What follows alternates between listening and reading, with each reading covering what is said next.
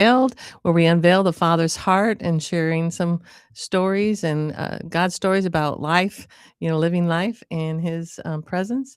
And today I have a special guest with me and longtime friend, Miss Jane Rash. Hi, Jane. Hi, Cynthia. Welcome. So Thank glad you. you're here. So happy to see So great to see you. We go, gosh, I'm trying to think of way back when, you. but yeah, We wonderful. started when you were Chocolado. Yeah, that's right. Yeah, I working at a thought you were chocolate. the owner. Yeah. Yeah. I managed a chocolate shop, but it was a lot of fun. But it's so good to see you, and we're, just talking about what God's doing in Absolutely. relationships, and, He's so about family relationships, and then we have, a devourer, the enemy, who comes to kinda rob from us in kind of many aspects throughout our lives, and, it's like getting back to where God had has designed us in a way to be in those relationships where it's loving and kindness and hearing His heart for one another. But one of the things that we were talking about is you started up a new segment that you're going to be doing, Yes. right? Can you share Yes. us a little bit about that? Yes. I had in my heart, it came as a dream. And I know, of course, God's involved in these kind of dreams. It was like a prophecy that I needed to come up with something to help people bridge the gap of Hmm. nobody shares information about the dating circuit, or the relationship circuit. People just go on their own journeys and they're trying to join all these websites, to try to find a soulmate. Hmm. What I wanted to do was talk to people that found a soulmate and their journey about finding that soulmate and sharing so that we all grow and learn if it's a beautiful story and they're still married 40, 50 years later, how did they start this journey? Hmm. And if they didn't, what's their search now? Where are they meeting? Because they used to be church and college, but now they have thousands of websites and some are dangerous. Hmm. They're not Christian based, nor are the people. And there's a lot of fallacies and, you hide behind it because nobody knows your past. Right. You used to be introduced by your community or, Hmm. that way you knew somebody's something about their past. This way you don't, Right. so I just wanted to open everything up, like combine everything, all ages, all cultures, because I don't want like just, this one is for seniors and this one is for Christians and Jewish. I wanted all people to talk on some kind of level on this kind of platform about their journey, about finding a soulmate. Hmm. Because I think God ultimately wants us to have a partner. Hmm. And in my case, too, like I wasn't looking, I was a career lady. And I think God got involved in his timing because when I did meet my husband, he said that it was prophesied to him that he would meet me. He was just walking, and they told him where your feet walk, where your path cross, you'll find your soulmate. Hmm. And he had just gone to a new Christian school for his son. He was divorced 5 years. And so for Wow. no reason, he started, I mean, for a particular reason God had in mind, Mm. he had changed his routine and started walking that morning. And me, I never walked in the morning. I was an evening walker. Yeah. I had a place in Houston and I was walking the lake at 7:30 in the morning and we literally crossed paths just like in his prophecy from church because somebody Hmm. had prophesied to him that he would meet, his soulmate. And I believe I met my soulmate. That was, I was 40 years old and he was divorced 5 years and I got to raise a child. I think all that was in my path of the soulmate, but I love being a wife. I love being a homeowner, and I moved for him from Houston to Austin. And I loved it. I became a mom, took my child to the just like everybody else, to school and activities and all Hmm. that. And so my search for a soulmate, God gave me that path, and put him in front, for me to Hmm. to actually meet, literally, walking. But unfortunately, like Cindy mentioned earlier, there's other negative, demons, everything else working against you. And in my case, it was, a terrible addiction. when the man couldn't face the fact that he had an addiction. And I talk to women all the time, no matter where it is, at a restaurant, a pool, and they're all facing some kind of problem in the past with addiction. Why they're divorced, why they're separated, why the relationship didn't work, and it had to do with addiction. And they can't overcome it. Whatever it is, gambling or drugs. In my case, it was such a strong addiction. It's like morphine, where it takes over your whole life. So my soulmate, which I thought, and I think it was, for sure, just involved addiction, and the abuse of addiction.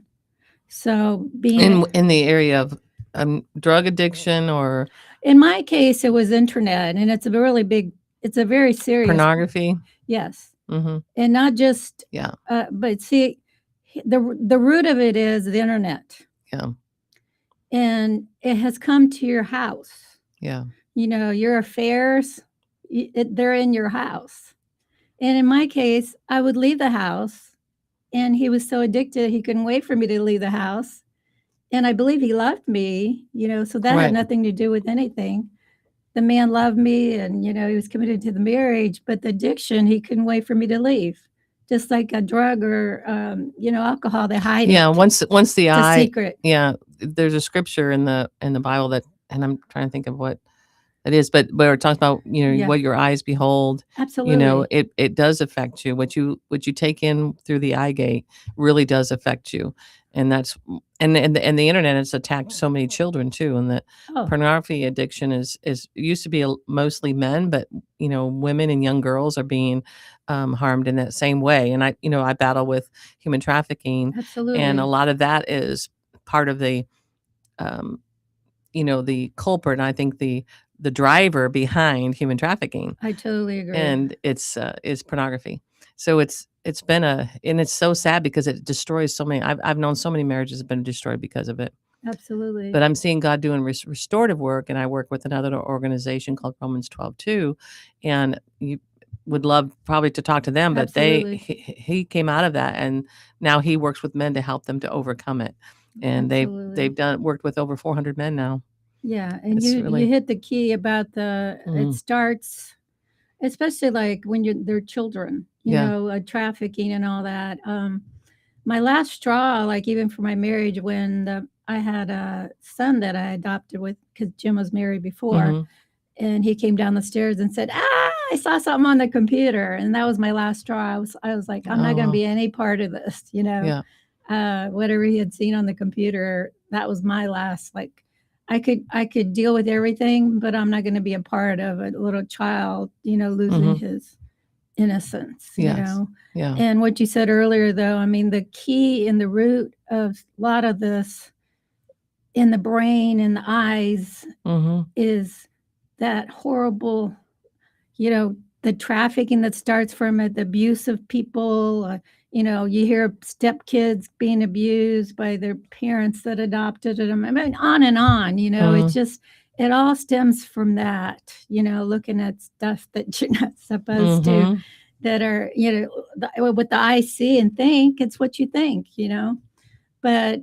And you think about when you're not walking under the covering of the Lord Jesus Christ and walking that relationship with the Father, just like in I think in Deuteronomy, it talks about, where they turned to their own devices. They wanted to, don't quote me on it, but I just started writing about this because I'm writing a book too. Yeah. But it's about how, rebellion and disobedience opens the door to so much lawlessness and destruction. Absolutely. It destroys lives. And kind of that's what, so to get back to it, God can restore all those things. Right. Even when that's happened, he can still restore it.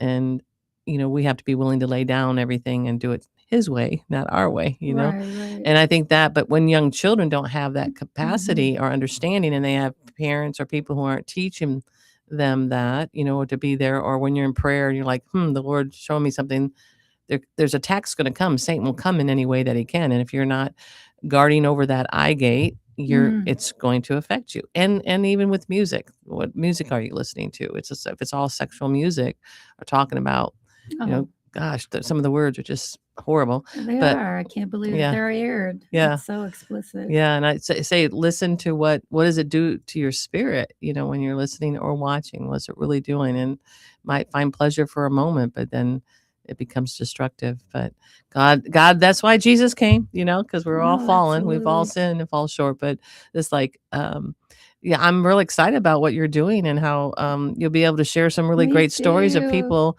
And Dan and I, we're celebrating 45 years this year. Oh, So congratulations. I'm not surprised. never would have imagined, like, back in the day. It's like I was just reflecting back over the years of what God's done, and how I'm just like, wow, how did we get here? This Right. place, and I just can't imagine doing life without him. And we both, made that decision to follow the Lord, so, and do it His way. And we're not perfect. We still, nothing like, we don't have the battles like we had when we first started out, but um, But the battles were yeah, hard, yes, they and were a lot harder. they were really hard when you first Mm, started. mhm, That's what people don't realize too. mhm, We give up so easily, yeah, like in my mom's or grandmother, they fought for, like, even in the marriage that I had, when the secrets are out. Here's the problem: the secrets are the ones mhm, that they give you ammunition, right, right? So when the secrets are revealed, whatever it is that the person's hiding, then they become resentful. mm, Then you're the enemy. Like, why did you check my cell phone? right. Why were you listening? It's like, all of a sudden everything's out. What's the secrets that are harmful in any relationship that you have? And hopefully that's like, if you have secrets out there, you can confide in people and get it out in the light. That's where God can The deal with light, it. But if you want to keep it hidden and the you're running from it, darkness, yep, that's yeah, the worst. yep, But I agree with you, like what you said earlier. And in your case, I mean, you had a mm, lot to face and trust yeah. issues, that But yeah, and we'll get people have to get over that. yeah, well, I'll have you on again and we'll talk more through and Okay. see what's going on, the progression of it. But I'm so Yes. glad to have you on, Jane. I'm What so is so glad to see great you. to reconnect and see you again. I God know works yes, he miracles. does. And if anybody listening like to you know reach out to me if you need prayer, whatever, you can reach me at Beloved Unveiled